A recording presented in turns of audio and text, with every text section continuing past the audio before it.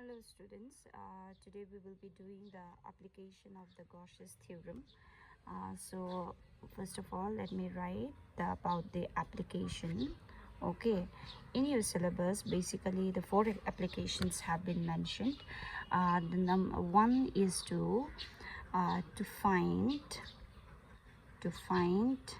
the expression, the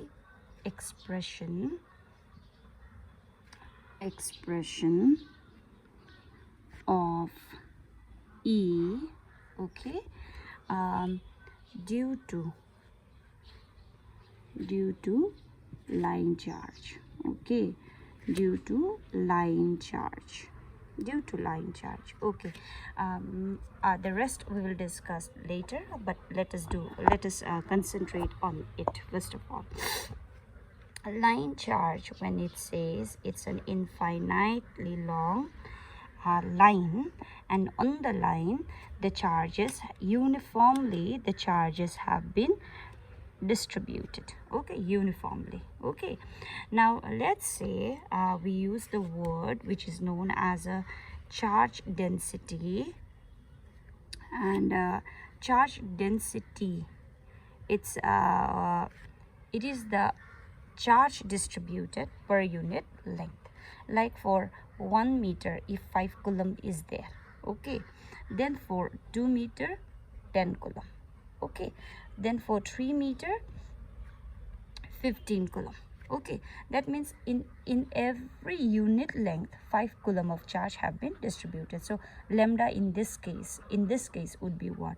5 coulomb per meter. Similarly, the charge density here, it means the charge have been enclosed in unit meter, okay, in unit meter. All right, now let us find out, due to the line charge infinite long, okay, very long, means let us find out the expression of electric field at here. Okay,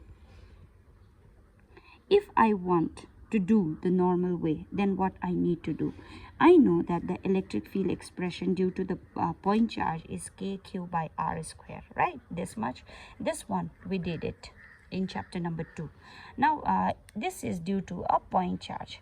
Now what I need to imagine the line comprises of number of points, and for each points I have to find out the electric field. Then I need to integrate it all over.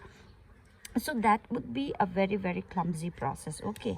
So instead of that, what we will do is that we will be using the Gauss's theorem, and based on the Gauss theorem we will be going to find out the expression of the electric field at this distance, okay. Now in order to use a Gauss theorem, we need to have a closed surface which is known as a Gaussian surface, right? Now what type of Gaussian surface to make in this case? Now if we see from the symmetry point of view, suppose if this distance is r, then at the same distance r the electric field magnitude would be the same, right or not, from the line charge, right? On the other side also, r away, the electric field will also be the same, right or not?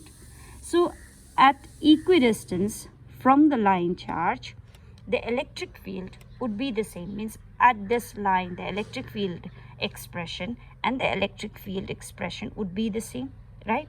So from the symmetry point of view, can we have an idea what type of Gaussian surface to consider? Yes, the Gaussian surface in this case have to be what? A cylinder, right?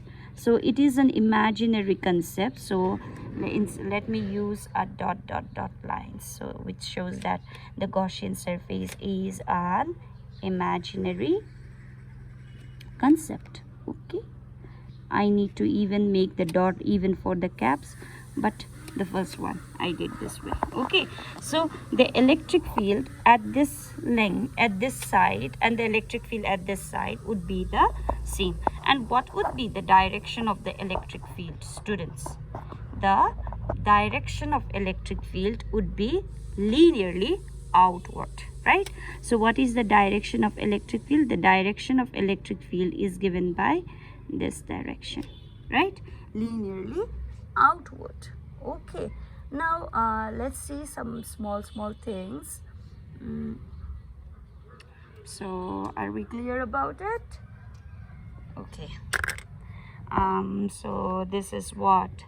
This is the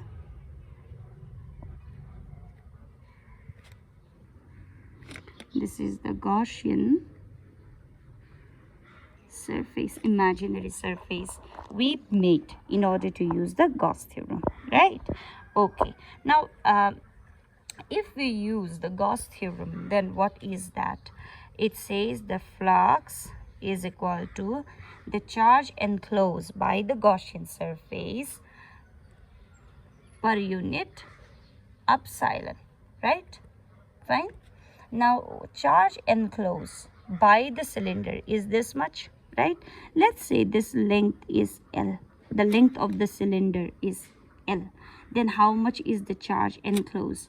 The charge enclosed have to be for unit length lambda, for L length what? Lambda into L, right? Epsilon naught. So what is L? L is the length of the cylinder. I think it is clear now, right? Okay, so this much.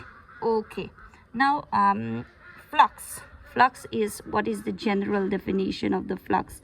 Let me use it in integration form.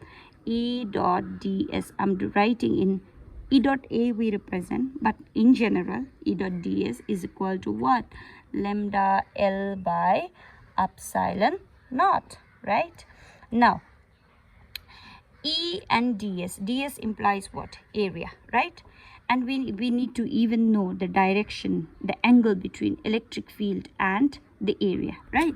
Now let's see about the two areas. Okay, let's see about the cap area. What is the direction of the area vector?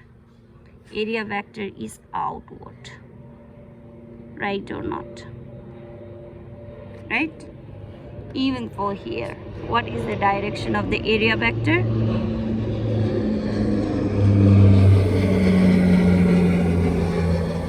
Right? Okay. Now, on the lateral side, what is the direction of the area vector? Area vector have to be perpendicular to the surface, right? So what is the direction of the area vector? This is the direction of the area vector, right or not? Right? So we have seen at this case, in case when we consider the Gaussian surface as a cylinder, then the area vector is directed different for the caps and different for the lateral surface. So based on that, can we have this division because the area vector is lying differently?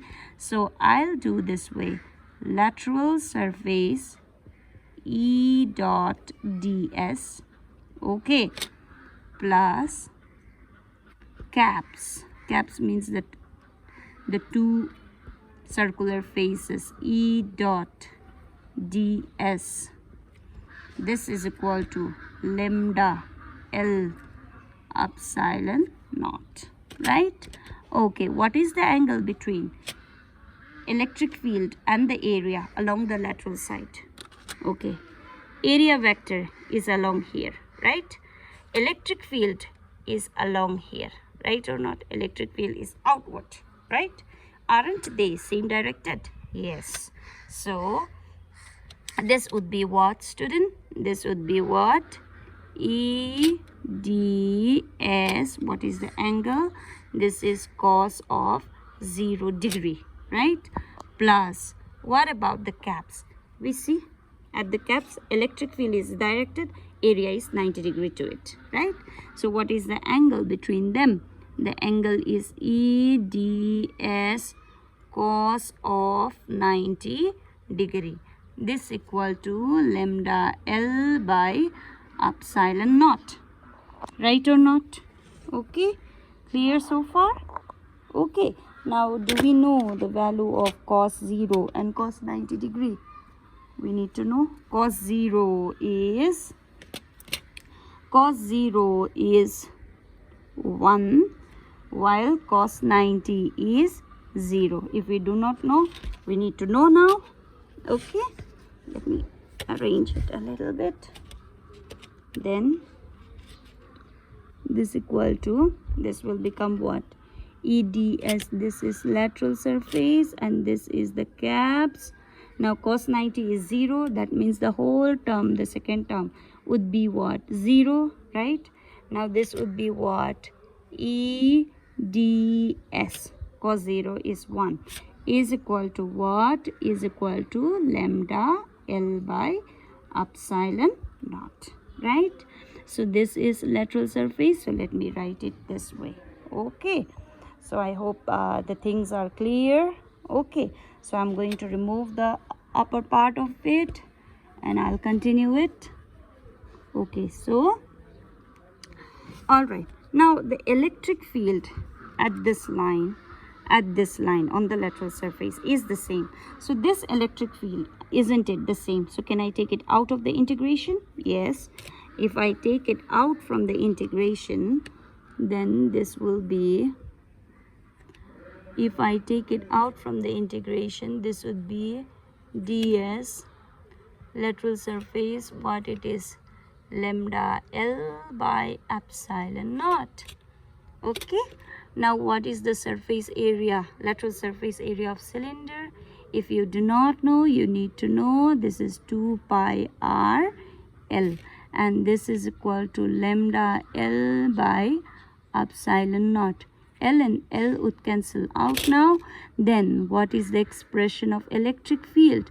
The expression of electric field is 2 pi r. If it goes other side, this is what? 2 pi epsilon lambda by L. Okay, so this is the expression of electric field at any point due to the line charge. We have seen more the charge density, the electric field will be the more. Larger the distance, the electric field will be less, and is dependent by the constant of 1 by 2 pi epsilon, not 4 pi epsilon. Okay, thank you students.